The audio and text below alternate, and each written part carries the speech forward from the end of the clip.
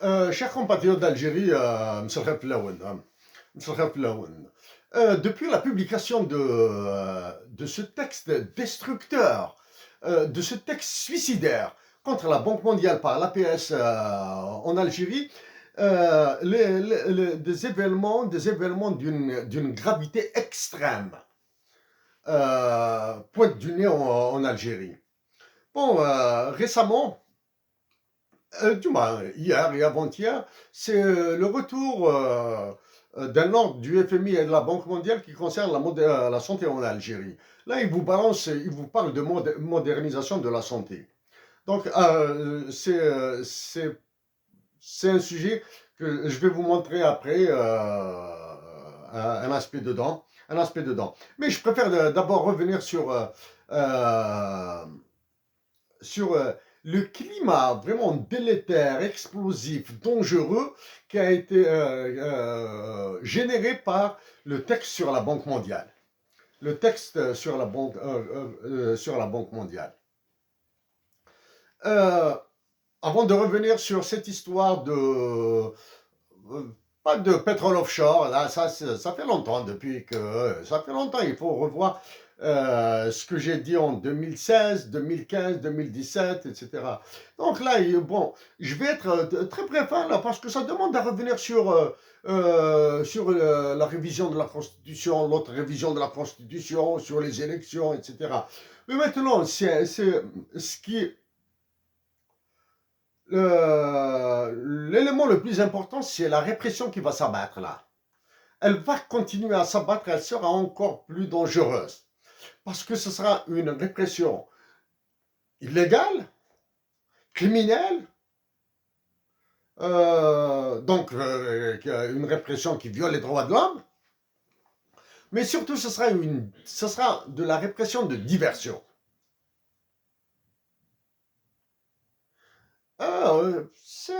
Les changements au niveau du sommet de l'État, au niveau de l'état-major de l'armée, c'est tout ça qu'il faudra. L'Algérie qui a cédé, alors là, elle est devenue quasiment une serpillière pour le roi de France et de ses colonies africaines, le président Emmanuel Macron. Elle est devenu une serpillière. Le roi de France et de ses colonies africaines, le président Emmanuel Macron qui est en train de préparer le sommet Union européenne, hein, Afrique. Bon, parce que le roi de France, il a pris la présidence du Conseil de l'Europe. Il a pris la présidence du Conseil de l'Europe après avoir fait business, commerce avec la guerre d'Algérie. Maintenant, il a offert des miettes, juste l'ouverture des archives.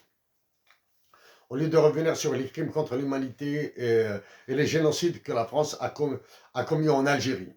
Euh, donc il a offert des miettes. Le retour de l'ambassadeur d'Algérie en France.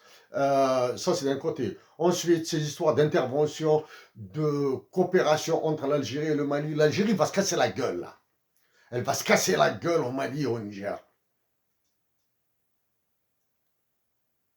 Ensuite, récemment, là, ça fait. Récemment, oui, c'est récent, c'est récent. Euh, Sans affirmer que c'est la France qui est derrière, il y a un coup d'État dans une ancienne, un nouveau coup d'État dans une ancienne colonie française, la Guinée-Conakry. La Guinée-Conakry. C'est-à-dire là, le roi de France et de ses colonies africaines va faire de ces anciennes colonies et de l'Afrique tout entière une bouchée. Là, il va faire du business ensuite avec. Après avoir fait du business avec la mémoire de la guerre d'Algérie, en offrant juste des archives. C'est-à-dire, il se fout de la gueule des Algériens. Il se fout de la gueule de la République. Euh, donc là, maintenant, il a envoyé l'Algérie, s'est empêtré dans le Mali. L'Algérie va se casser la gueule au Mali et au Niger. L'intervention militaire de l'Algérie au Mali et au Niger va ruiner l'Algérie. Elle va ruiner l'Afrique du Nord. Elle va démolir l'Afrique du Nord. Au lieu de construire, au lieu de construire une Afrique du Nord de solidarité et de fraternité. Maintenant, l'essentiel pour aujourd'hui, là. La santé, là, le pétrole offshore, etc. Ça, le pétrole offshore, les gaz de schiste, il y en a marre. Ce qui attend les Algériens, avec cette histoire de modernisation de la santé, c'est la tarification à l'acte. c'est l'augmentation de la sécurité sociale, des cotisations à la sécurité sociale et probablement, l'introduction d'un ticket modérateur pour faire face à ce qui est appelé en théorie l'excès de demande. L'excès de demande en soins médicaux, voilà, plus exactement. Ça, tout ça, vous allez l'écouter et le voir dans mon intervention sur la santé en 2018. Ce qui attend l'Algérie dans ce climat psychotique, névrotique, la convertibilité du dinar, en plus de la dévaluation. Là, maintenant, il commence à encore des enfantillages à rendre dingue, même un Ouistiti, même un singe, là, à rendre dingue le plus normalement constitué d'entre nous. Pénurie de l'huile de table, pénurie d'huile, pénurie de médicaments, pénurie. Nous le savons. Ça, tout ça fait partie de la théorie du choc. Et surtout, depuis peu, cette autre déclaration, cette autre option suicidaire de l'Algérie qui refuse d'aller sur l'endettement international. Je suis radicalement contre l'endettement international dans la mesure où l'Algérie a les possibilités de l'éviter, mais il y a 5 ans de cela. Pas maintenant. Donc, il est inévitable. Donc, nous reviennent avec ces histoires pénurie, on condamne à perpétuité un spéculateur, alors que les spéculateurs sur les monnaies internationales, ceux qui vendent l'euro, le dollar, le yen ou la lire turque, je ne sais pas moi, agissent à ciel ouvert en Algérie, personne ne les inquiète. Chers compatriotes d'Algérie,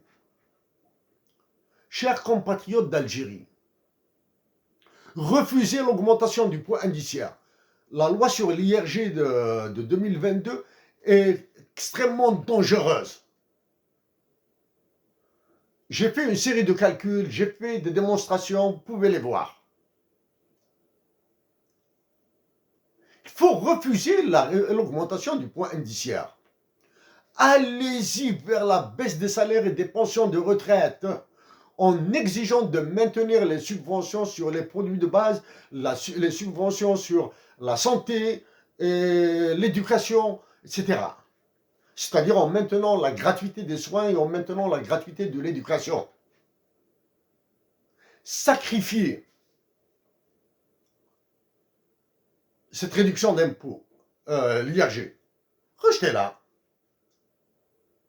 Rejetez l'augmentation du point indiciaire. Et rejetez bien sûr toute augmentation de cotisation à la sécurité sociale, l'introduction des fonds modérateurs dans la santé. J'ai de la peine à dire ça. Mais actuellement, ils nous ont poussé jusqu'à ces limites extrêmes. Ces limites extrêmes. Bon, sur l'intervention,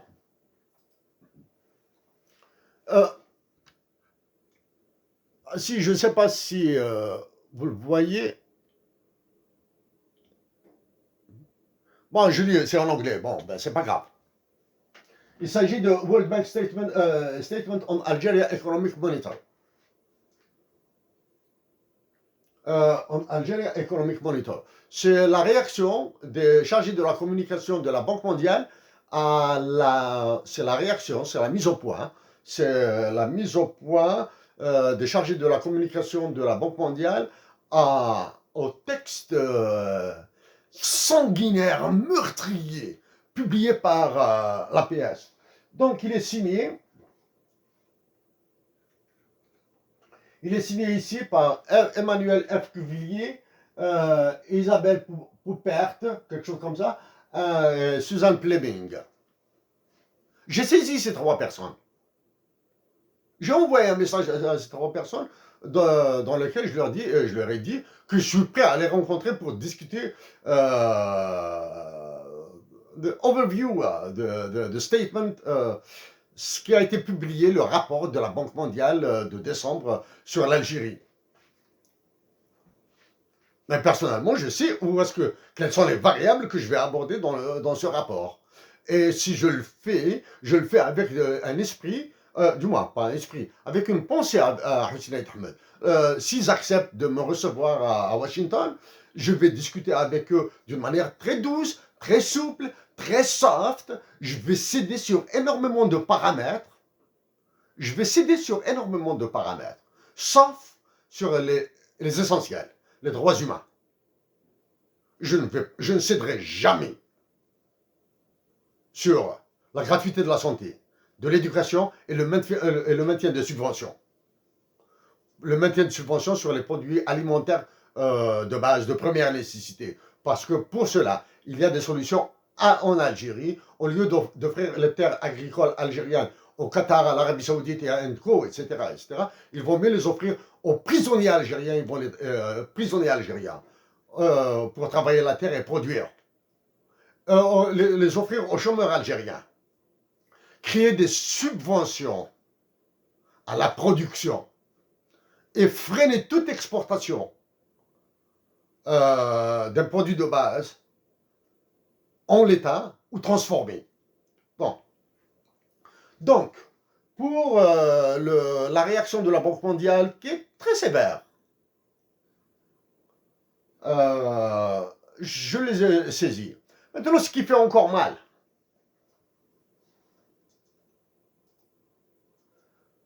allez-y sur Midi 1 TV.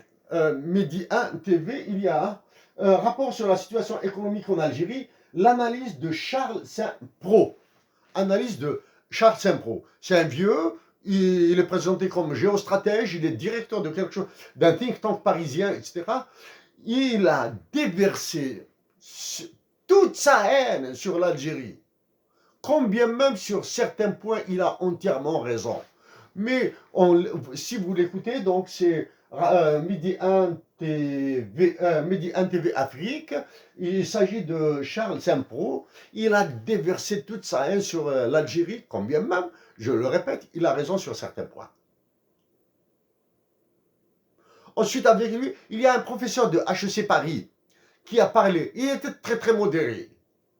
Il était très modéré. Mais l'esprit était le même que celui-là. Je le dis et je le répète, le roi de France et de sa colonie africaine, le président Emmanuel Macron, a écrasé l'Algérie. Il l'a écrasé.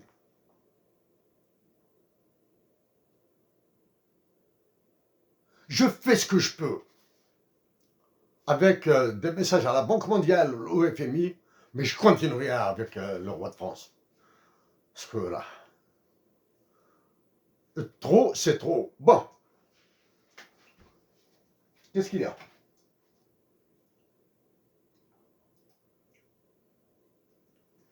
Chers amis, ici, ce que vous voyez là, c'est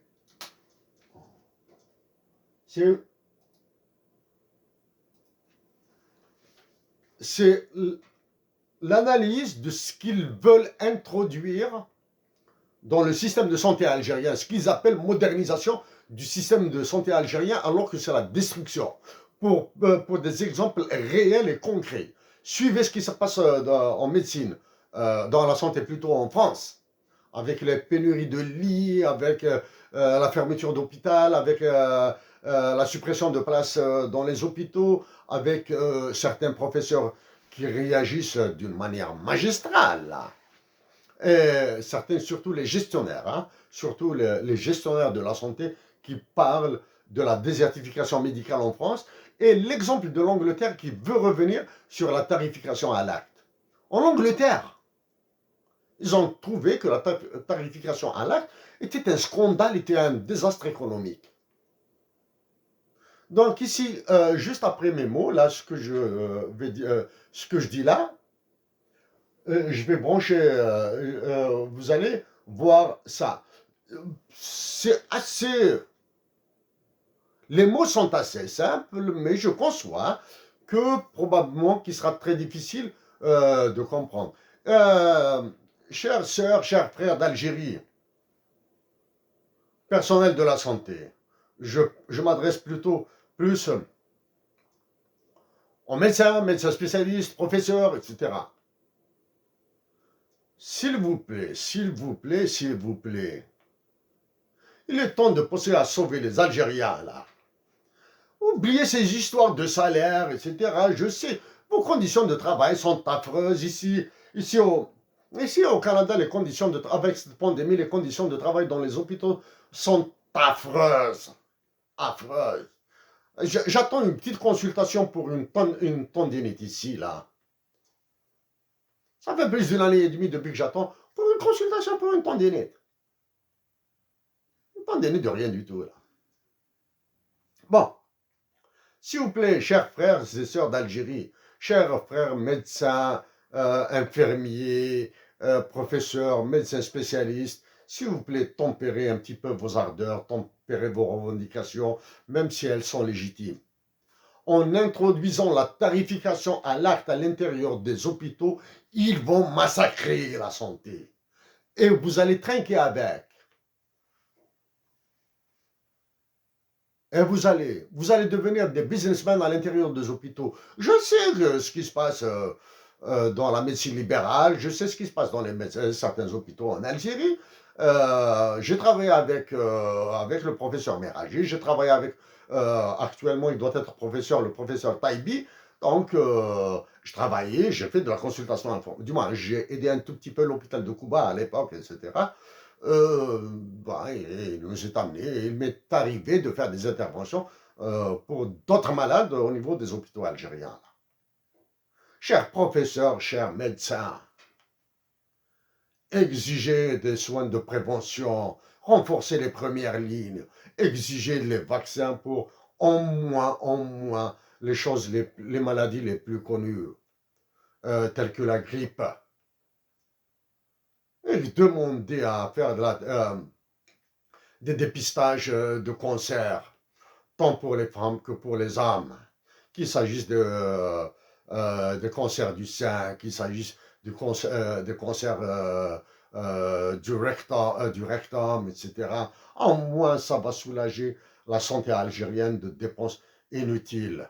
Du moins, ça va éviter des dépenses inutiles dans la mesure où il y aura un premier front de prévention, un premier front solide de prévention.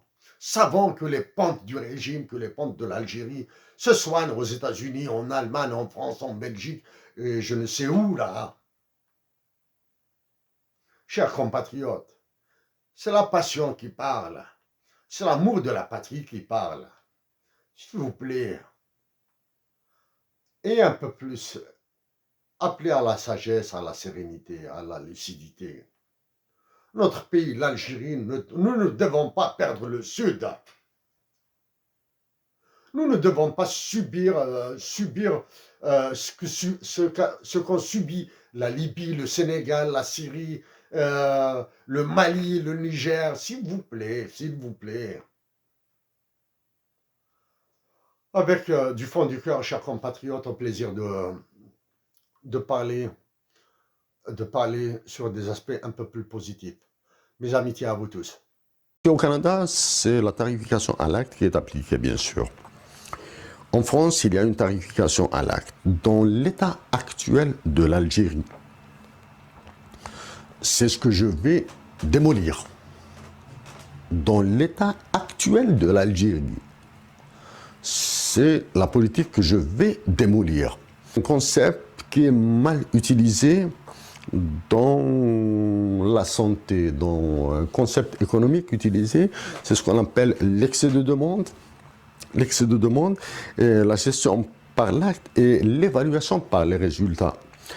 L'évaluation par les résultats est très difficile. Très difficile à obtenir. J'ai écouté un monsieur, médecin résident algérien, dans une interview. Il a développé quelques arguments. Ces arguments, ils étaient très faciles à retourner contre lui pour qu'ils arrêtent la grève. Les arguments qu'il a développés. Il a utilisé une expression. Il a parlé de la médecine de luxe dans le Sud.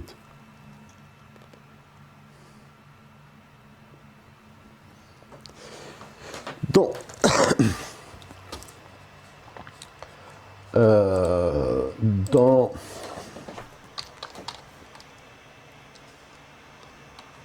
Dans la... san- Dans...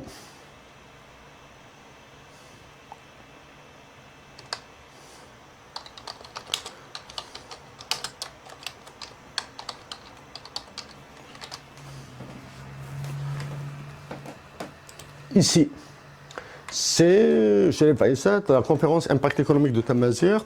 J'ai traité de la santé quelque part ici. Hein. Aussi,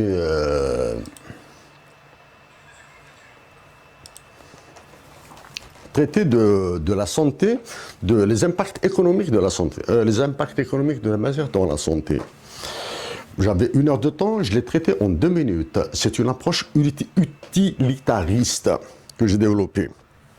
Et moi, l'essentiel, c'était de calculer combien on va gagner.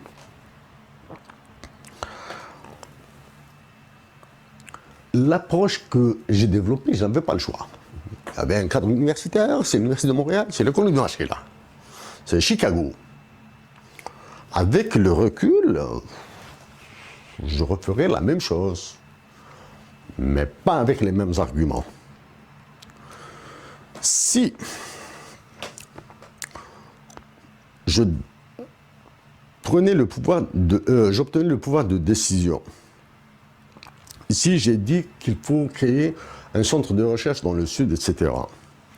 Je vais créer 5 hôpitaux universitaires dans l'extrême sud algérien. 5 hôpitaux universitaires de niveau mondial, c'est-à-dire de niveau international. L'accès sera sélectionné, c'est-à-dire la formation sera dispensée en anglais et en tamazirt. Pourquoi tamazirt? Donc c'est pour intégrer le savoir tamazirt dans le savoir universel. Ça, vous allez me dire que c'est de l'utopie. Oui, c'est de l'utopie, mais c'est de la noblesse. Mais aussi c'est pour gagner de l'argent.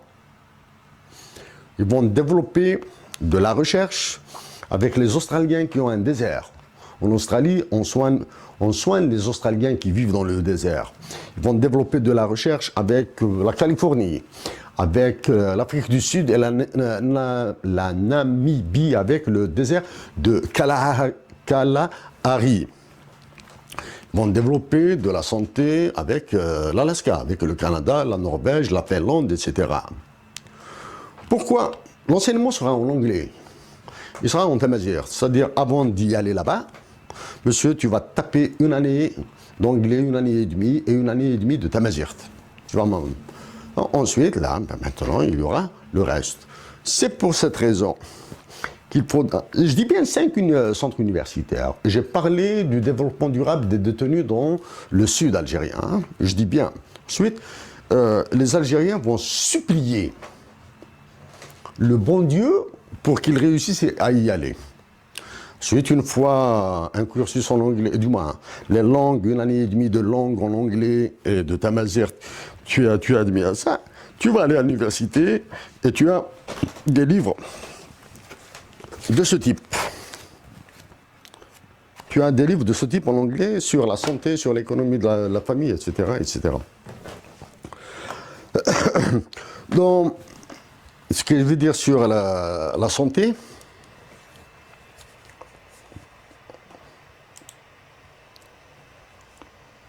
il n'y aura aucune différence d'analyse avec l'éducation.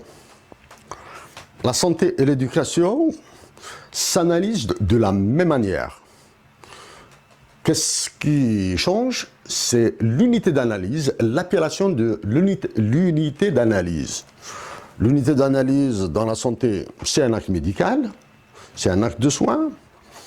Dans l'éducation, c'est un acte d'enseigner, c'est un cours. Maintenant, que l'unité soit une séance de cours d'1 heure et demie, ou bien de 3 heures, ou bien un module complet de combien d'heures? De 30 heures ou de 42 heures. Je ne sais pas comment est devenue l'organisation de la formation en Algérie, l'enseignement supérieur, je parle. Hein. Après, je vais développer ici. Maintenant, je vais dire des choses introductives qui vont surprendre. Ça, je vais me venger. La revanche. C'est des trucs que je ne pouvais pas dire à l'université. Approche des droits humains. La santé est un droit humain. Un droit humain. Un droit humain. Un droit humain. Certains vont dire, voilà un adepte, Hussein Ahmed, qui a introduit les droits humains en Algérie, c'est une bombe atomique qu'il a introduite là.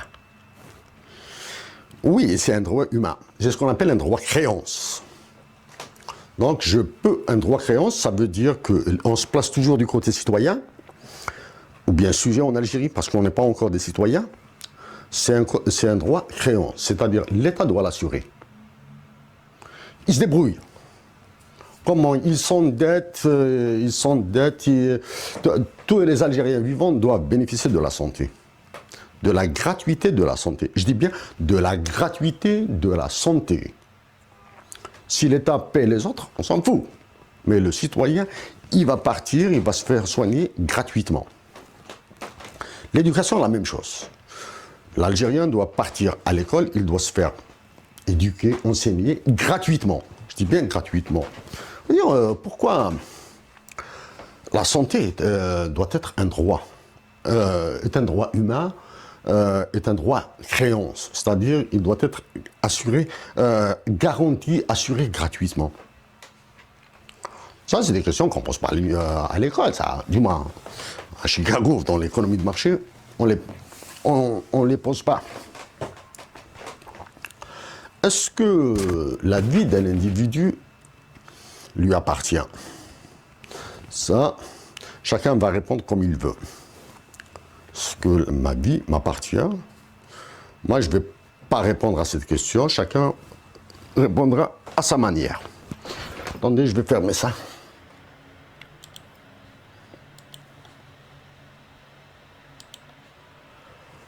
Donc, Esther Duflo, je peux fermer ça. Et je peux fermer ça.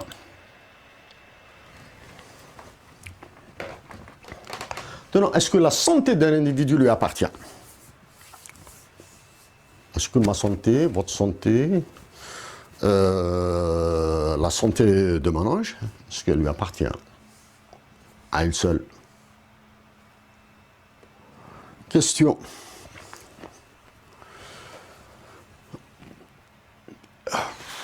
La santé, est-ce que c'est un droit privé? Est-ce que c'est un droit... est-ce que c'est un bien privé? Est-ce que c'est un bien commun? Est-ce que c'est un bien public? La santé du président de la République, est-ce qu'elle lui appartient ou bien est-ce qu'elle appartient au public? La santé des ministres, est-ce qu'elle lui appartient ou elle appartient est-ce qu'elle est partagée par les autres, par les citoyens, par les Algériens par exemple? Est-ce que c'est un bien commun? Est-ce qu'il est partagé par uniquement quelques-uns? Est-ce que c'est un bien privé? La santé lui appartient à lui tout seul. Par élimination, la santé n'est pas un bien privé. Parce que ma santé bénéficie aux autres. Donc elle ne peut pas m'appartenir. Pour ceux qui veulent voir un petit peu cet aspect-là, allez-y du côté de l'optimalité, l'ophélimité de Pareto. Est-ce que ma santé m'appartient? Non, les autres en bénéficient. Donc ma santé n'est pas un bien privé, c'est un bien commun. Est-ce que ma santé est un bien public? C'est-à-dire, est-ce que c'est tout le monde qui a le droit de bénéficier, d'utiliser ma santé? Non. Ce n'est pas tout le monde qui a besoin, qui peut utiliser ma santé. Je suis à Taman Rasset, je vais me situer à Taman Rasset, parce qu'il y a des problèmes de distance que je vais introduire tout à l'heure. Je suis à Taman Rasset, je travaille là-bas, je vis là-bas, etc., etc. Je produis, ma santé à Taman Rasset sert la population de Taman Rasset, sert ma famille, mais est-ce qu'elle peut être utilisée par les habitants de Tizi Ouzou, de Tlemcen ou d'Annaba? Non, ils m'ignorent. Mais dans un cercle proche, c'est-à-dire est-ce que je rends un service public ou pas, est-ce que je rends un service commun? Voilà la question. Donc, puisque ma santé est un bien commun, et il est rival. C'est-à-dire, s'il est utilisé par certains, il n'est pas utilisé par d'autres. Ça, c'est la première. Deuxième, ça, c'est ce qu'on tente de vous introduire en Algérie. Ça, c'est Castonguay, Claude Castonguay, on a ici au Canada. Est-ce qu'il y a un marché de la santé? La santé et la maladie, c'est le même produit, hein? C'est le même état. Quand on est en santé, on n'est pas en maladie. Quand on est en maladie, on n'est pas en santé, hein? C'est les deux faces d'un même objet, hein? La vie et la mort. Quand on est en vie, on n'est pas en mort. Quand on est mort, on n'est pas en vie. Voilà. Est-ce qu'il y a une offre et une demande de santé? Est-ce qu'il y a un marché? Non, il n'y a pas de marché. C'est-à-dire, quand vous vous levez le matin, vous n'allez pas sortir et aller, vous êtes à Tamaracet, vous allez partir à Engzem. Vous allez dire aux habitants de Engzem, dans une place là, je suis en excès de santé, je veux vendre cet excès de santé. Ça n'existe pas. Vous ne pouvez pas faire la même chose. Vous allez dire, monsieur, je suis en excès de maladie. J'ai beaucoup de maladies, j'ai un mal de tête, j'ai mal aux pieds, j'ai mal au ventre, etc. Est-ce que je peux te vendre mon mal de pied? Est-ce que je peux te donner mon mal de pied? Tu vas me donner de l'argent, je sais pas là, et je te donne de l'argent. Voilà. Il n'y a pas ce marché. Il n'existe pas de marché. Donc c'est ce qu'on essaie de vous introduire en Algérie. Mais puisqu'il n'y a pas de marché de la santé et de la maladie, c'est-à-dire vous n'allez pas chercher comme du pain. C'est un peu complexe, c'est un peu abstrait, ça je le comprends, hein, je suis à l'aise dedans, hein, du moins je comprends la situation. Donc puisqu'il n'y a pas de marché de la santé et de la maladie, on ne peut pas définir une offre et une demande. Donc il ne pourra jamais avoir une offre excédentaire ou bien une demande excédentaire. Une demande excédentaire, c'est la pénurie, hein. Donc, on ne peut pas définir un prix d'équilibre. Et quand on ne définit pas un prix d'équilibre et quand il n'y a pas d'offre et de demande, il ne peut pas, ce sont les deux attributs principaux d'un marché, les deux attributs principaux d'un marché. Hein. Bon, il y a d'autres, hein, l'entrée-sortie et ce qu'on appelle une autorité de régulation quelque part, hein, un arbitre, hein, pas Walras, pas Adam Smith. Ça ne marche pas. Il y a une nature. Il n'y a pas de marché. Donc on ne peut pas tarifer. On ne peut pas tarifer. Donc je marque juste 5 petites minutes, comme ça, je dois fumer les blagues. On ne peut pas dans le les blagues.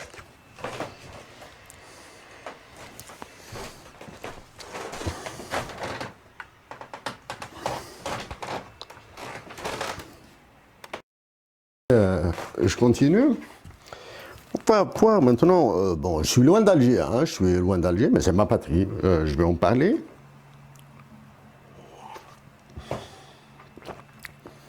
Un survol comme ça, de management, un survol, hein. Autour de, bon, il y a le secteur public, il y a le secteur privé, dans le domaine de la santé. Dans le secteur public, il y a des lobbies. À l'intérieur d'un hôpital, d'un centre de santé. Dans les services, dans le réseau de santé algérien, est-ce qu'il y a des soins de première ligne? Je pense qu'ils les ont déjà rationnés, à cause des anciens programmes d'ajustement structurel du FMI. On va prendre l'hôpital d'Adrar par exemple. Je ne sais pas s'il y a un hôpital à Adrar, hein. Quels sont les lobbies qu'il y a autour? Vous avez le lobby de l'administration, vous avez le lobby des médecins, maîtres assistants, professeurs, éventuellement, je ne sais pas s'ils sont stratifiés. Est-ce qu'il y a un lobby des infirmiers, des agents paramédicaux et des agents de l'administration? Vous avez deux, trois lobbies de l'extérieur, je vais supposer, hein, que la nourriture est produite à l'intérieur de l'hôpital. Donc de l'extérieur, il y a le lobby des fournisseurs des produits alimentaires. Vous avez les fournisseurs des médicaments et des équipements médicaux. Vous avez les réseaux de connaissances entre le secteur privé et le secteur public. Ça, ce sont les réseaux. Donc, au-dessus, il y a la direction de la santé, le ministère de la Santé, etc. Ça, je vais passer parce qu'on va passer 3 ans. C'est un problème économique terrible. Bon, comment ils interagissent, etc. Ça, vous l'avez suffisamment discuté, je présume. Dans la santé, il n'y a pas de contrat. Quand je vais aller chez le médecin à Adrar, j'ai besoin d'une consultation, par exemple, pour ma cheville qui est fracturée. S'il n'y a pas de médecin spécialiste sur place, on va m'évacuer sur Alger ou Bouchard ou Tindouf, je ne sais pas où là. Donc ça crée des frais, des coûts, on appelle ça des coûts. Bon, si je suis dans une région plus ou moins dense dans son infrastructure, peu importe la distance. Si un malade du secteur privé ne peut pas être pris en charge intégralement dans la clinique, dans le centre, dans l'hôpital, il va être transféré vers le secteur public. Qui paye? Qui encaisse? Dans les 2 cas, ce régime d'assurance maladie, je vais présumer que c'est un droit. Hein, c'est un droit de créance, n'oubliez pas. Hein. C'est l'assurance maladie qui va payer. Qui va-t-elle payer? Elle va d'abord payer, elle va rembourser les frais payés aux médecins privés. Pour l'hôpital public, il n'y a pas de frais de remboursement. Il y a des transferts de budget. C'est le budget qui est transféré. Pour le secteur privé, il y a des bénéfices. Pour le secteur privé, il y a des profits. On va parler de profit. Hein. Le profit, il est neutre. Il peut être positif ou négatif, mais il y a d'autres concepts qu'on doit introduire. Les profits, s'ils sont positifs dans le secteur public, ils repartent vers le ministère qui va les remettre dans un budget, ou bien il va réduire le budget. Dans le secteur privé, ils vont dans la poche des personnels. Ça dépend du conseil d'administration. Donc, qui a le plus d'incitatifs à soigner? Est-ce que c'est le secteur privé? Est-ce que c'est le secteur public? Le secteur privé a des incitatifs pour soigner. Parce qu'il y a un bénéfice, il va encaisser de l'argent. Le secteur privé, public, est-ce qu'il a un incitatif pour soigner? Il n'a rien qui va dans sa poche. Il a un salaire. Donc, ça, c'est un aspect très complexe. Hein. On ne le gère pas, les incitatifs. Maintenant, comment mesurer la performance dans un secteur médical? Est-ce que c'est par le nombre de victimes, de morts? Est-ce que c'est par le nombre de personnes guéries? Dans la santé, il n'y a pas de guérison. Quand l'individu est atteint, il est atteint. Il est atteint. Vous avez une dent qui est malade, soit vous la soignez, donc elle ne guérira jamais, vous êtes soulagé de la douleur, soit vous l'enlevez. Vous n'avez plus de douleur, mais vous n'avez plus de dents. Donc, il y a la distinction entre un soin et un remède. Il y a un acte médical. Il y a un acte médical. L'acte médical n'est pas une production. C'est un intrant dans la production. La production dans le système de santé, c'est un soin. L'acte médical est un intrant. Je vais maintenant, ça, c'est une partie du cours sur la santé. Hein. Ça, c'est une partie du cours sur la santé.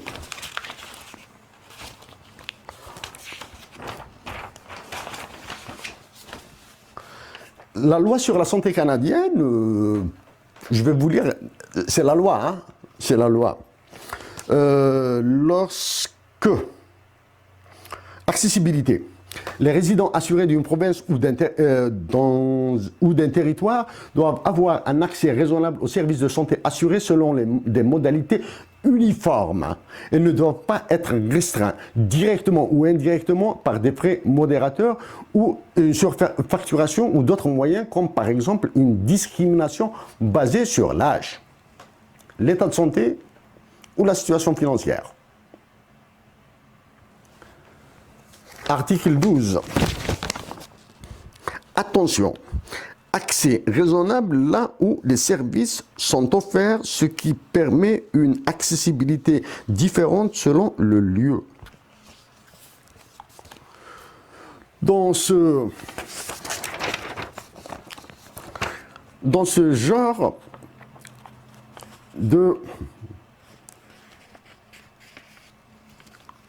de loi. Il y a une deuxième loi, l'universalité. Tous les résidents assurés de la province ou du territoire doivent avoir droit aux services de santé assurés par le régime d'assurance. Et la différence, le problème numéro 1 dans la loi, canadienne, c'est l'accès raisonnable. C'est l'adjectif raisonnable. D'un point de vue économique, le mot raisonnable n'a absolument aucun sens. Pourquoi? Parce que personne ne peut le définir. Est-ce que la loi canadienne est mal faite? Non, elle n'est pas mal faite. Elle est très bien faite. Le mot raisonnable est réservé justement à la complexité de la problématique. Et ça, c'est la fenêtre ouverte aux politiques, aux élections, etc. Chacun va venir dire, pour moi, l'accès raisonnable, par exemple, les soins dentaires sont des soins de base, ne sont pas des soins de confort ou des soins de luxe. Donc, le ministre va engranger des voix. Une précision, ici au Canada, pour être ministre, il faut être un élu. Vous pouvez regarder sur Santé Canada ou Santé Québec. Vous allez lire la presse, vous allez voir la réglementation, c'est des tonnes de documents. C'est des tonnes et des tonnes de documents. Dans les annales québécoises, c'est la première fois qu'il y a une pétition pour la démission du ministre de la Santé. Ça fait un bouquin ici. C'est un élu, monsieur. C'est un élu. Il a été élu démocratiquement et il est devenu ministre. Il a été nommé ministre de la Santé. C'est-à-dire, lui, il tombe sous deux lois, hein, la responsabilité parlementaire et la responsabilité ministérielle. Ici, c'est des lois, hein, c'est pas de la blague. Ça a fait un bouquin. Si au Québec, quand l'actuel ministre de la Santé, qui est professeur en cardiologie, hein, en tout cas, il est professeur dans qui est spécialiste qui est spécialiste dans une branche de la médecine, il était syndicaliste. Donc, il a bataillé, il a gagné. Il a gagné contre le ministre de la Santé. Le ministre de la Santé, oui, on va satisfaire vos revendications. Actuellement, l'actuel ministre de la Santé, c'est l'ancien syndicaliste. Et l'ancien premier ministre de la Santé, c'est le premier ministre. Ils sont partis ensemble, c'est-à-dire, ils ont fait la paire.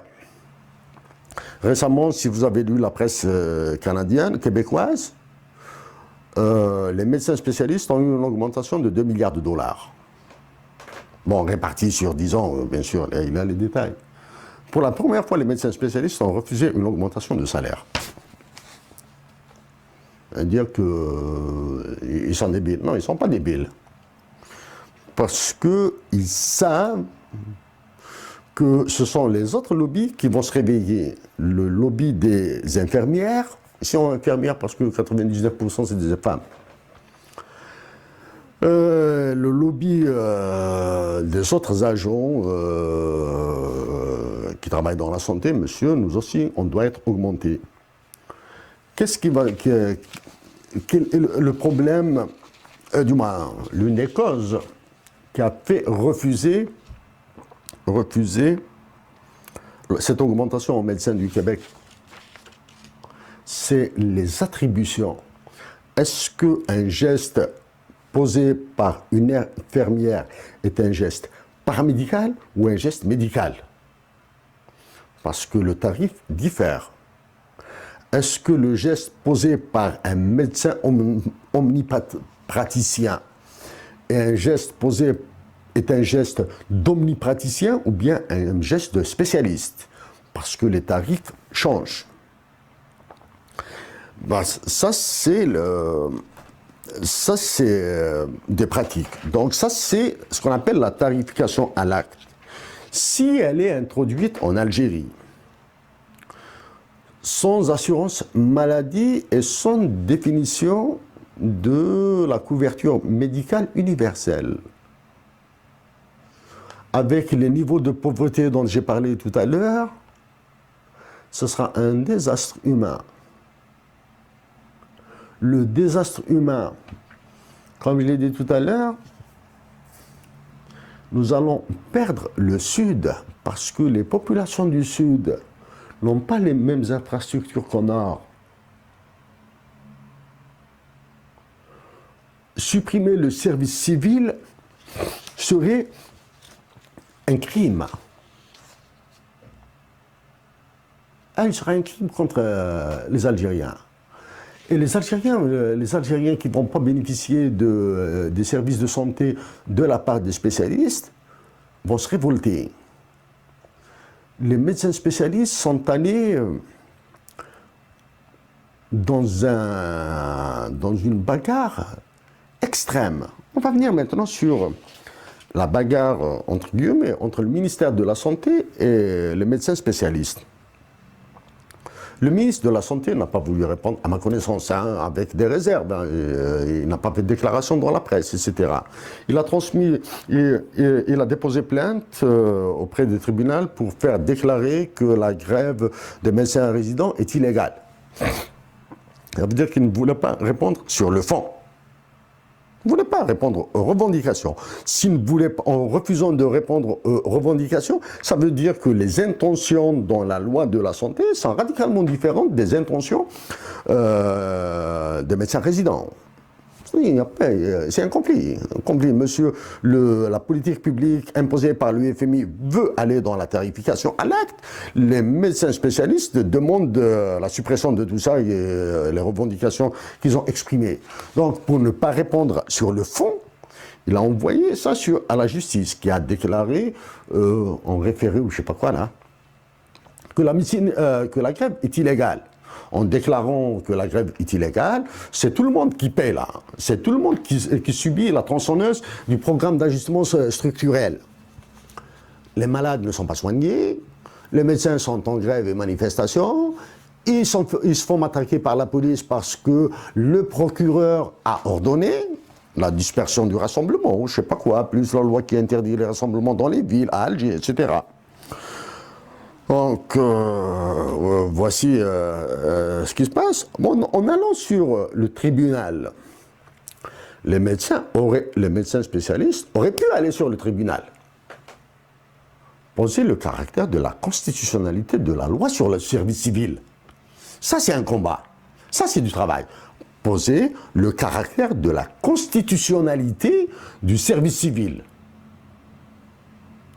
En posant le caractère de la constitutionnalité du service civil, ça c'est une autre histoire. Vous allez ouvrir la boîte de Pandore, qui est la Constitution. Parce que dire que les ingénieurs, par exemple, diplômés de Polytechnique, ou je sais pas, ou de Wadsmar, ou quelque chose comme ça, sont dispensés du service civil, alors que les médecins spécialistes ou les médecins généralistes sont astreints au service civil. Oui, monsieur, il y a un argument juridique. C'est le droit humain. C'est un droit humain. La loi va dire, monsieur, ça c'est un droit humain, l'État doit l'assurer. Mais par contre, un architecte qui dessine des maisons ou bien qui fait des chantiers de génie civil, monsieur, c'est pas un droit. Il y a ce truc-là. Il y a ce truc. Donc, mais en posant le caractère de la constitutionnalité, c'est énorme. L'autre maintenant, la dispense du service militaire. J'ai fait mon service militaire à Blida dans 2 années. Bon, à l'époque, j'étais informaticien. Mais moi, j'ai fait du travail administratif banal, hein, plein, dégoûtant. Monsieur, pour les médecins, on peut vous imposer, dans ce cas-là, un service militaire de 3 ans pour tout le monde. Ou bien un choix entre un service militaire de 2 années et un choix, et un service civil de 3 années. C'est la loi, on va l'imposer. D'autant plus que le programme d'ajustement structurel est en train de faire des ravages dans le budget de la défense nationale. Hein. Il est en train de dépouiller l'État algérien de la défense nationale. C'est pour ça que j'ai signé des textes pour le Centre de recherche sur la mondialisation. Alors je profite oui, il y a un truc que je dois montrer.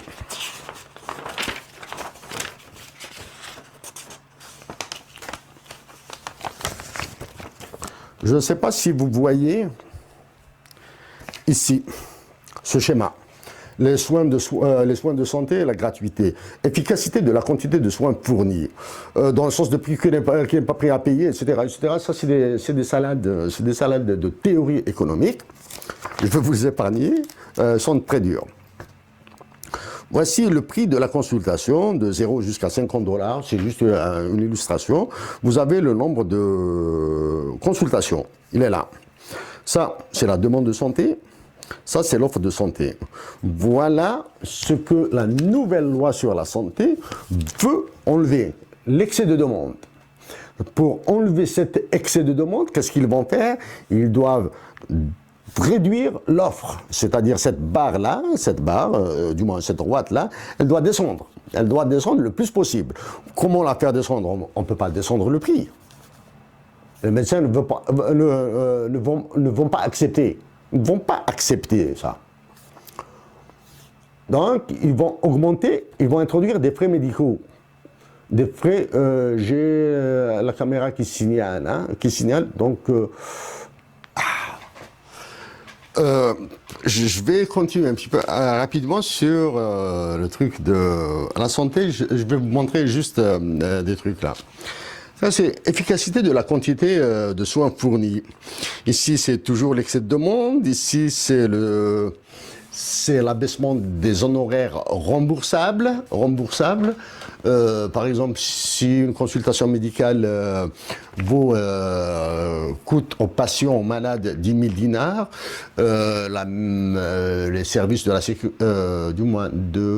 de l'assurance maladie, hein, je fais la différence entre la sécurité sociale et l'assurance maladie. Les services de l'assurance maladie vous proposent un remboursement de 1000 dinars.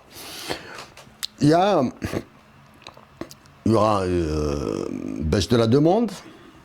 Personne n'ira parce qu'un malade ira en consultation. Le médecin lui dira qu'il faut une consultation spécialisée qui coûte 10 000 dinars. Donc il ne va pas y aller si la médecine est gratuite.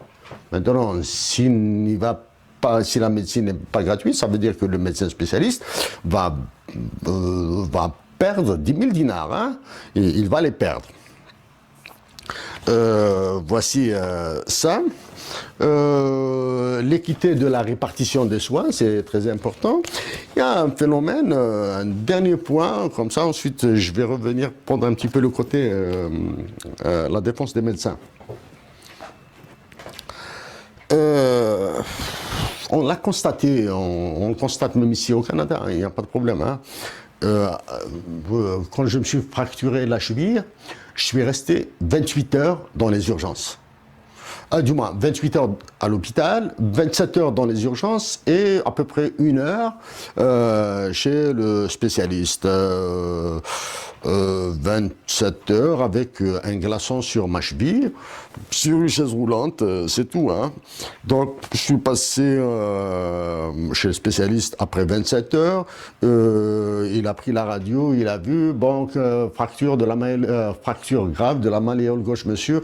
Vous devez faire attention, vous allez avoir une douleur éternelle, quelque chose comme ça. Bon, quand il fera chaud, quand il fera froid, vous allez sentir de la douleur. Bref. Je passe chez les infirmières, elles m'ont pris en charge, j'ai commencé à blaguer avec elles pour avoir un plâtre de meilleure qualité. Bon, ça n'a pas marché parce que le médecin était à côté, le chef d'équipe était à côté, je sais pas quoi, là, etc. Ils m'ont mis un béton jusqu'au genou. Du béton.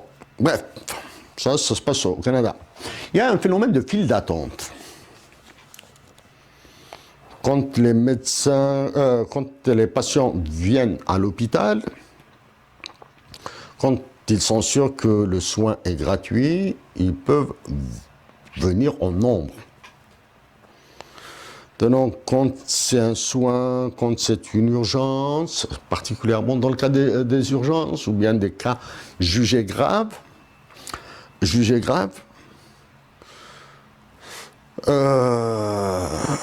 un malade, une victime d'un accident de circulation, je ne sais pas quoi là, ou d'une attaque cardiaque ou quelque chose, il va se présenter aux urgences, il passe rapidement, le premier. C'est le premier arrivé, le premier servi. Il passe rapidement. Un deuxième malade vient dans une situation extrêmement grave. S'il n'y a pas de ressources dans l'hôpital, il va attendre longtemps. Quand un troisième, un quatrième arrive, tout dépend de la gravité de la situation, il y a un phénomène dans les files d'attente qu'on appelle les files d'attente explosives. Ça, c'est un phénomène statistique, il est dit stochastique. Stochastique, c'est-à-dire il est ingérable. D'un point de vue mathématique, il est ingérable. On ne sait pas quand est-ce qu'il se produit, et quand un malade dans une situation un peu grave est pris en charge par des médecins, des spécialistes, par une équipe, on va dire comme ça, pluridisciplinaire, cette équipe ne sait pas combien de temps elle va mettre sur son cas. Ça, c'est des problèmes très sérieux, des problèmes de management, ils n'ont rien à voir avec la médecine.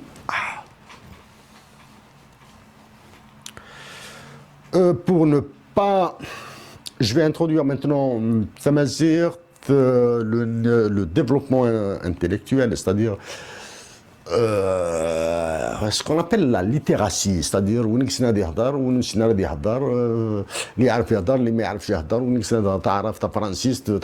sais pas quoi, il se présente dans un hôpital, dans un centre de soins. Je vais prendre des cas réels. Je vais citer des noms de médecins parce que j'ai envie de leur tirer chapeau. Il y a assez longtemps là, à l'arrêt, dans une voiture, j'étais passager. J'étais passager. Paf, un certifiant nous rentre dedans par l'arrière. Sur le coup, j'avais senti des douleurs comme ça, aux épaules, un peu au dos, hein, sur une route nationale. Bref, la gendarmerie, c'est ça, c'était dans les gorges de Palestro. Les ambulances, la gendarmerie, les constats, etc., etc. Sur le champ, je marchais sur mes pieds. Ils ont évacué les blessés, le bonhomme à l'arrière, ils étaient deux personnes. Ces deux personnes, donc ils ont eu des dégâts assez importants sur le visage et le nez, les arcades, etc. Ils ont été évacués. Après la fin des constats, etc., moi et le copain, on a été libérés. J'étais passager parce que le copain était descendu.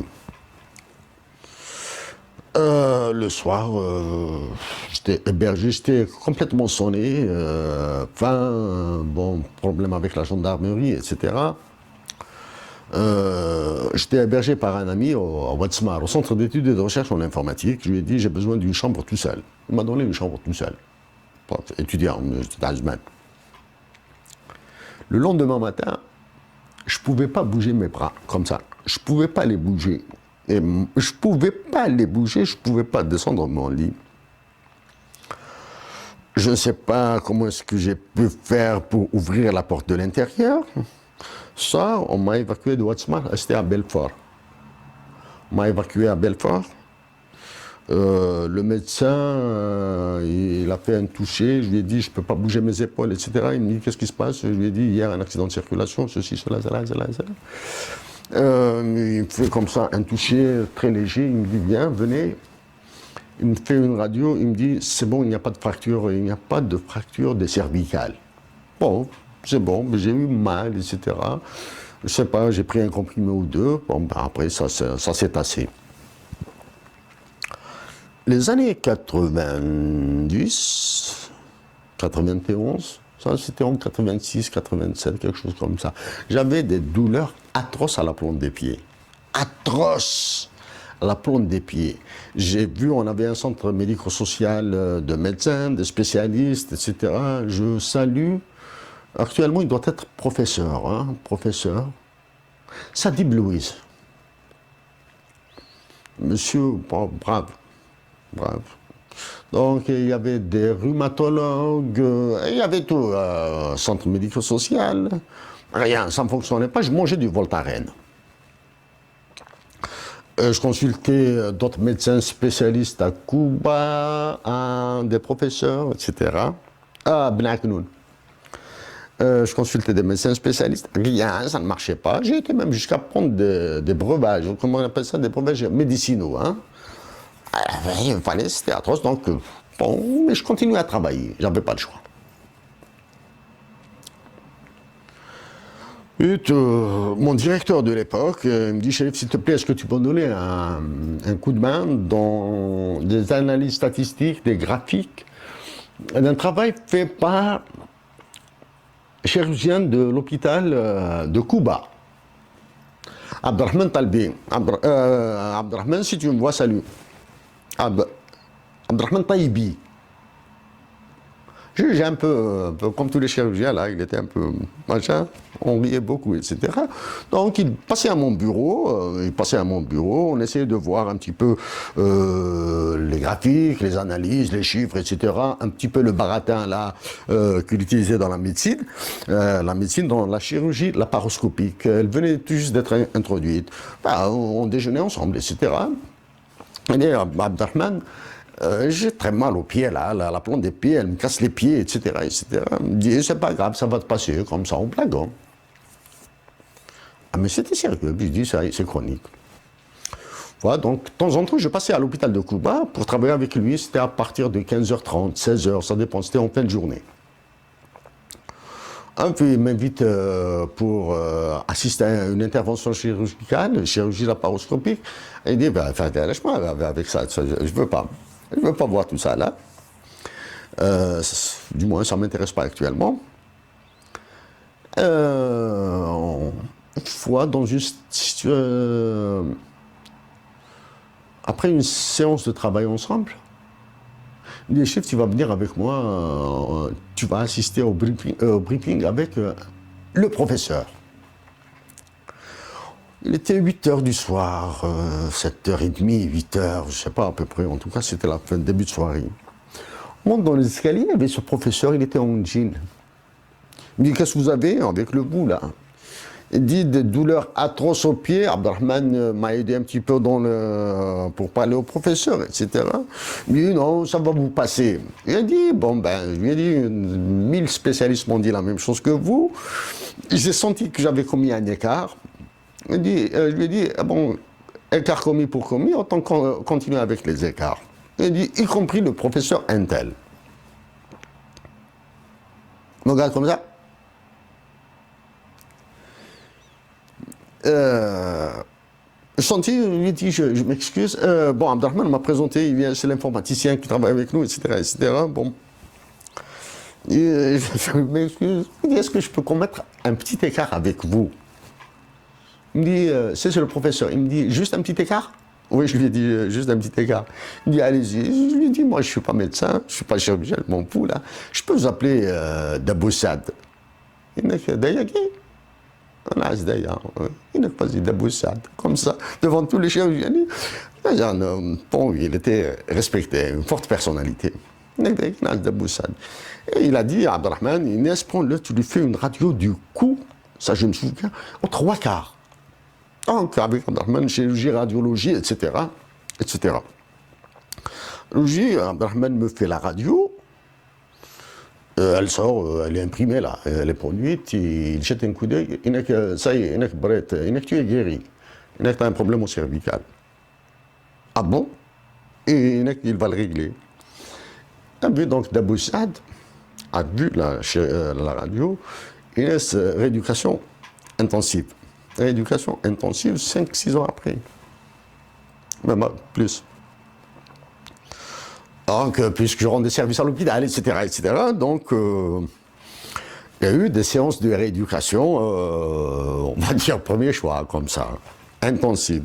Après 6-7 séances de rééducation, probablement, tout allait bien, là. Tout allait bien, très bien. Donc, waouh. Il n'y avait plus de douleur à la plante des pieds, maintenant, il n'y a plus de douleur. C'est rare, vraiment, à cause de la douleur, la fracture à la cheville. C'est rare. Ça, c'est donc Abdelrahman Taibi et Dabou Saad Meraji. Il y avait un autre chirurgien, j'ai oublié son nom. Si je comptais en coûts comptables, hein, pas en coûts économiques ou sociaux, hein, en coûts comptables, tous les comprimés que j'ai pris, toutes les consultations que j'ai reçues, toutes les radios, etc., j'étais assuré. Donc je ne payais quasiment rien, hein, du moins quasiment rien, je payais le frais de taxi, c'est ça.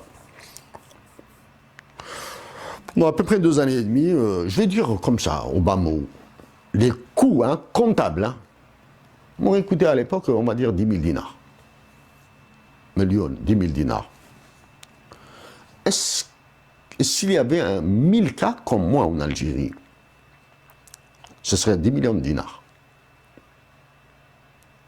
C'est 1 milliard de centimes. Pour un problème non décelé. Un problème ordinaire non décelé. Je ne parle pas de la compétence, ça c'est pas mon fort, et pourtant, je ne parle pas de la compétence des médecins ou des spécialistes, où je ne la discute pas, etc., parce qu'il y a le serment d'Hippocrate, parce que le médecin, le spécialiste va vous dire, je ferai l'effort maximal pour vous soigner. En économie de la santé, l'effort maximal est une idiotie. En économie de la santé, hein, capitaliste. C'est une idiotie. Il n'est pas mesurable. Parce qu'en économique, tout doit être mesuré. Il n'est pas mesurable. Donc, pour les médecins spécialistes en Algérie, l'introduction de la tarification à l'acte, qui est le projet de loi là qu'ils veulent, a un côté positif. À l'acte, un acte de chirurgie, par exemple, coûte 10 000 dinars. Pratiquer, je ne sais pas moi, 20 actes de chirurgie, c'est 20 millions de centimes. Je ne connais pas les salaires. Hein. Donc, le coût de l'acte chirurgical est important. Donc, si vous faites dans la performance, dans le secteur public, donc vous pouvez gagner beaucoup d'argent. Ça, c'est l'avantage. On gagne beaucoup d'argent. Beaucoup plus. Mais en contrepartie, il y a ce qu'on appelle le plafonnement des gains. C'est ce qui se passe au Canada. Le plafonnement des gains. Qu'est-ce qu'il y a derrière le plafonnement des gains? C'est la transformation du médecin en commerçant à l'intérieur du service public. Quand on transforme un médecin en commerçant à l'intérieur du service public, on en fait ce qu'on appelle ici une Inc., une entreprise. C'est-à-dire qu'il sera soumis à un régime fiscal d'entreprise ou de commerçant. Maintenant, ça, dès qu'il y a un bénéfice, il y a un contrat de performance. Le danger, le danger dans les contrats de performance, c'est l'indicateur de mesure. Avec quoi on mesure une performance? Généralement, on utilise les victimes, le nombre de décès. Généralement, c'est le nombre de décès parce que c'est l'unique unité de mesure comptable qu'on peut. 10 sont morts, 1,5, on ne peut pas dire 1,5, 1 est mort, etc. Dès qu'on introduit ça, bon, premièrement, vous avez les syndicats qui doivent disparaître parce qu'ils doivent travailler, sinon on ne gagne pas l'argent. Un médecin syndicaliste, s'il ne pratique pas, il ne va pas gagner de l'argent. S'il veut faire du syndicalisme, il va le faire après les heures de travail. Mais dès qu'on introduit cette tarification à l'acte et le contrat de performance, automatiquement, doit être suivi d'un contrat de licenciement. Monsieur, si tu ne fais pas de la performance, tu seras licencié. Bon, il y a d'autres aspects moraux, éthiques, etc. Donc voilà un petit peu pour la performance, comment est-ce qu'on la mesure la contractualisation, la transformation d'un médecin du secteur public en commerçant à l'intérieur de trucs. Donc, du coup, en introduisant ça, on introduit la responsabilité morale. Et la responsabilité morale, c'est un conseil d'éthique, de déontologie. Et la responsabilité pénale éventuellement. Il y a assez longtemps, ma mère, en Kabylie, elle vivait en Kabylie, moi je travaillais à Alger, elle commençait à se plaindre de douleurs au niveau de la tête, au niveau des oreilles, au niveau des yeux, au niveau de la gorge, de tout. Donc mes frères qui étaient en Kabylie, mes sœurs, mes cousins, les amis de tout le monde, les amis des cousins qui étaient dans la médecine, etc., y compris mon frère de lait qui était médecin, ma sœur qui est dentiste, etc., plus les relations amicales, le voisin Mourad Alilat, ophtalmologue. Voilà, donc elle souffrait, elle avait mal. Elle me dit, les bilans ne disaient absolument rien, elle avait un début de phlébite au niveau du pied, bref. En fin de semaine, je pars en Kabylie, le mercredi soir, le jeudi matin, je me réveille, il passe à côté de moi, je lui dis « Sabah al-Kharaïma, bonjour ma mère ». Elle ne me répond pas. Il dit, ça commence à... Ma mère qui ne me répond pas à Sabah al-Khair, c'est grave, d'autant plus qu'elle m'a regardé. C'est grave, il y a un problème. Est-ce que c'est je ne sais pas de quel type de problème. Il a dit, là, c'est grave, là, la journée sera gâchée. Elle repasse devant moi. Si je la regarde comme ça, un peu ébahi, surpris, elle me regarde. Elle a vu que moi aussi j'étais mal à l'aise. dit en kabyle, je me dis, c'est l'enfer ça. Quand ma mère m'a dit, pourquoi tu ne m'as pas dit bonjour, pour moi j'avais senti la fin du monde. Hein. C'était la fin du monde. Il m'a entre parenthèses que elle a du moins à Khamis exactement. Khamis qu'on considère comme Khamna, mais la Khamgma.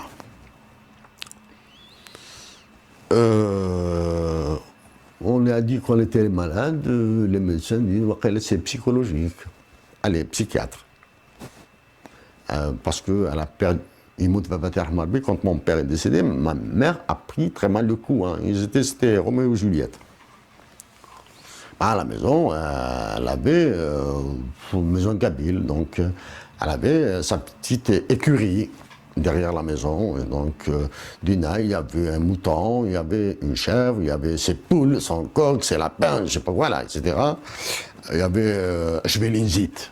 Dans un coin comme ça, Shvelinzit, elle a tout le monde de kabyle. Elle ne parle pas le français, elle ne parle pas l'arabe, uniquement Taqbelit. Elle comprend qu'est-ce que c'est bonjour, à force de voir la télé.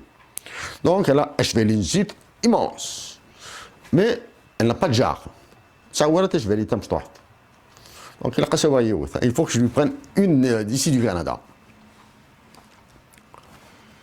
Et donc, j'ai mal vécu le truc immédiatement. Comment je me dis, je lui ai juré. Ah, c'est maintenant, je vais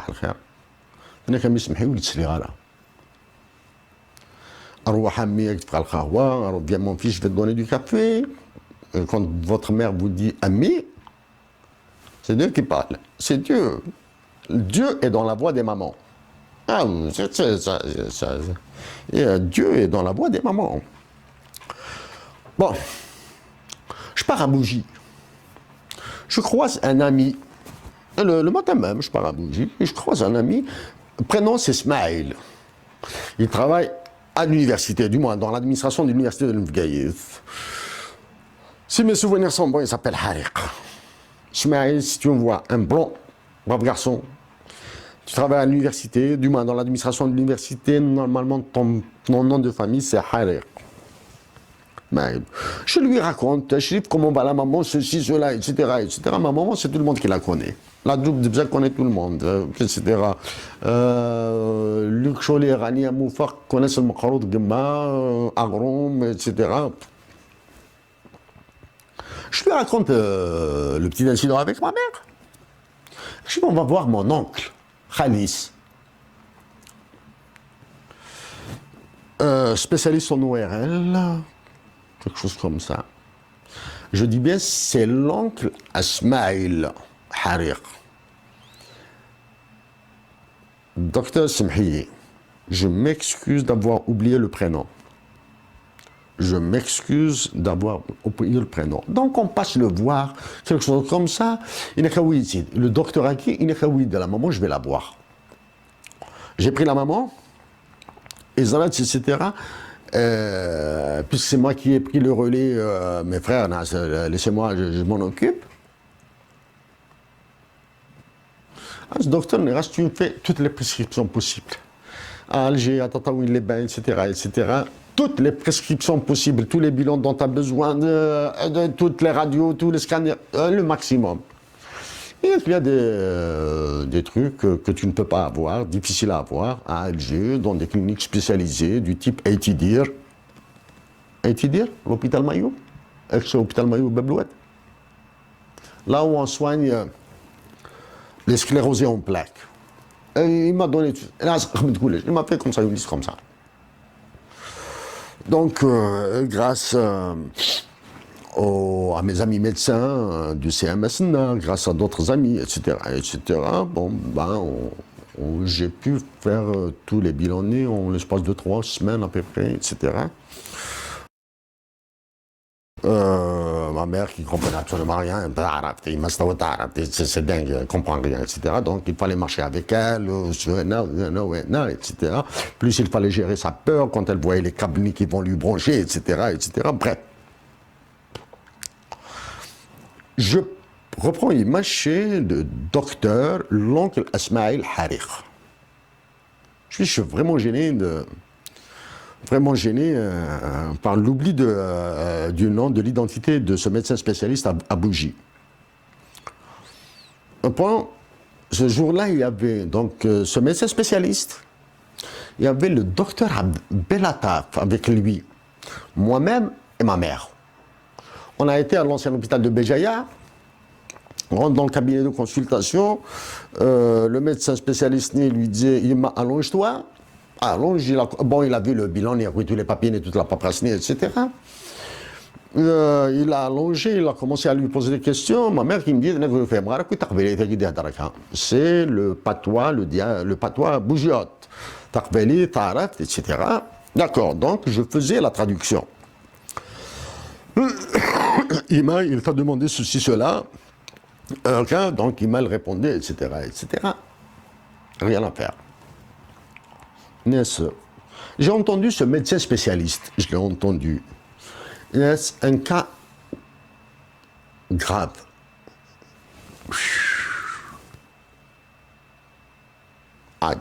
Il a constaté, j'ai perdu les pédales là.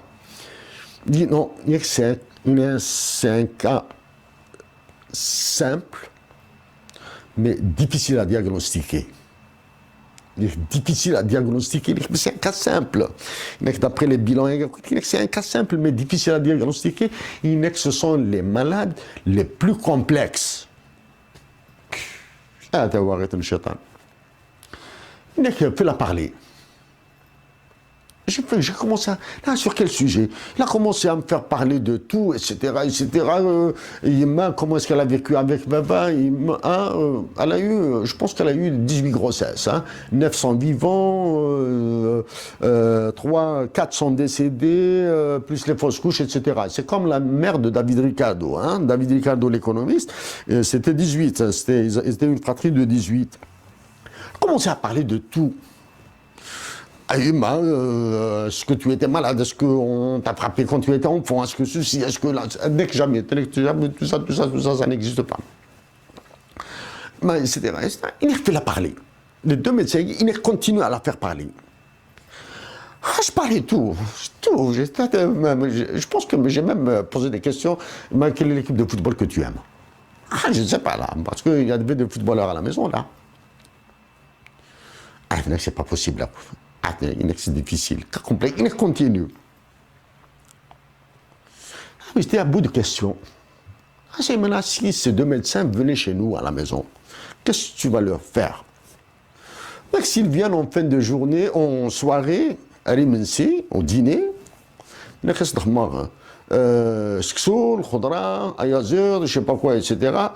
Les deux médecins, je commençais à défendre ma mère. Vous ne connaissez pas le succès de ma mère, vous ne connaissez pas, arrêtez, il faut le manger d'abord pour faire. Oui, on connaît ce que c'est, etc., etc., etc. Et maintenant, c'est que Moussane t'aime dire, j'ai Moussane, je vais ce que c'est. Moi, Moussane l'après-midi. L'après-midi, Moussane l'après-midi, avant de dîner, je vais leur donner du café, de l'eau, de la limonade, et riz ou je sais pas quoi là, le macaroud et efketarat, le lait de chèvre, le macaroud. Il faut manger le macaroud guima. C'est un 10 étoiles, 12 étoiles, général, le macaroud. Ça va vous donner du petit lait de chèvre, du café au lait de chèvre, le macaroud, ceci, cela. Je commençais à vanter Rania, Moufak. Tu te souviens de le Makhroud Guima? Il faut faire un papier sur maman, là. Luc, en présence de Luc Cholet. Salsan. Les deux médecins, Salsan. Salsan, ça c'est bon. Ça c'est bon, on va venir. D'autant plus que docteur Abdelrahman Aïssat, il le connaissait. Donc on va voir Abdelrahman, ceci, cela, etc. Docteur Aïssat K. Khoder, gynécologue. Cousin, Khoder. Mais il m'a qui me dit, quand je fais la traite de la chèvre, à chaque fois que je sors de l'écurie, j'éternue. À chaque fois, c'est-à-dire à chaque fois qu'elle fait la traite de la chèvre, ramène du lait de chèvre, elle sort de l'écurie, elle éternue. Le médecin, le spécialiste, l'oncle Harik, Smaïl, ça y est, tu es guéri. C'est une allergie. Depuis quand tu avais ça? Depuis que j'avais l'âge 50, depuis que je commençais à faire ces petits travaux chez mon grand-père, avant qu'il ne se marie, quand il était enfant, dans l'écurie de Jdi. Depuis que j'avais 5 ans, j'avais la même réaction. Debout. Vous avez une chèvre à la maison, là, je vois que c'est la dernière journée. Donc, on rentre à la maison. La chèvre, immédiatement, dégage chez Damadjid, à l'écurie de Damadjid. Bon, quelques petits traitements comme ça pour la soulager. Et depuis ce jour, du moins, la douleur est là. Bon, quand c'est atteint de 5 ans jusqu'à 60 ans, jusqu'à 60, 62 ans de souffrance, là, c'est atteint. Ça, à cause de Al-Sard, à cause de Tarbélit. Je vais en coût comptable.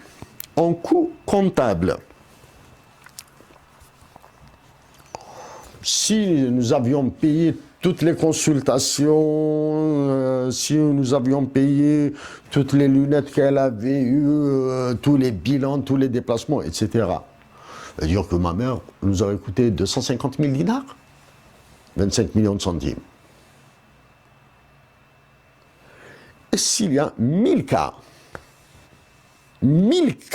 comme ma mère, c'est 250 millions de centimes. 250 millions de dinars, c'est 25 milliards de centimes.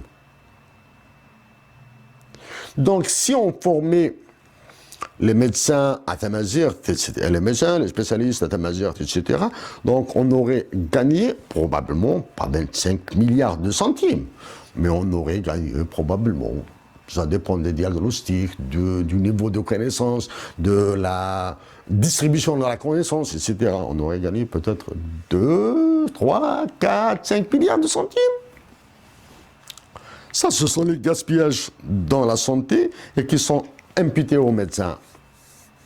C'est des gaspillages, ils sont imputés aux médecins, alors que c'est des frais, du moins, ces gains qui ont été gaspillés pourraient être injectés dans la formation. Donc, mes chers compatriotes, en vous répétant que c'est la même typologie d'analyse pour l'enseignement dans l'état actuel de l'Algérie. En repensant au système de libération, au prix de la libération de l'Algérie. Revendiquer, oui. Défendre ce que vous voulez défendre, c'est légitime. Mais attendez-vous à avoir de l'opposition. La tarification à l'acte est l'enjeu principal. J'aurais pu défendre le contraire sans aucun problème. J'aurais pu le défendre. Mais dans l'état actuel des choses, je pense que la sagesse serait de bloquer la loi sur la santé pour assurer la gratuité d'abord dans la constitution algérienne, d'éviter, je dis bien, la catastrophe économique du tourisme médical en Tunisie. Le tourisme médical dont se vante la Tunisie a été une catastrophe dans sa balance de paiement. Il est l'une des causes des difficultés financières de la Libye. Il est l'une. Ça, c'est le tourisme médical. Peut-être que ça gagne, ça gagne beaucoup d'argent, ceux qui font ça. Les médecins français qui partent en Tunisie, ou bien les médecins tunisiens qui se font payer en partie en devises, etc., etc. Il suffit de faire un petit arrangement de joint venture, ou bien à l'amiable, etc. Mais dans l'état actuel des choses, faire du tourisme médical, faire de l'industrie du tourisme médical une source de profit économique sera une erreur monumentale dans le cas de l'Algérie. Dans le cas de l'Algérie, pour la Tunisie et le Maroc, ils sont libres. Chacun défend des trucs. Mes chers compatriotes, c'est avec un cœur blanc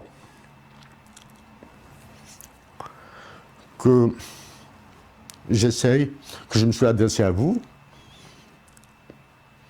que j'essaie de faire ce que je peux pour ma patrie parce qu'ils ont décidé de la démolir. J'espère venir en Algérie bientôt, je l'espère. Peu importe ce qui arrivera. Mon espoir, c'est de donner une conférence que vous Lille pour conférence théorique, c'est de la théorie. Moi, je suis passionné par la théorie. Une conférence théorique sur les actions de Hussein Ahmed. Et pour lui, ça sera pour l'ensemble de ceux qui ont œuvré pour notre patrie.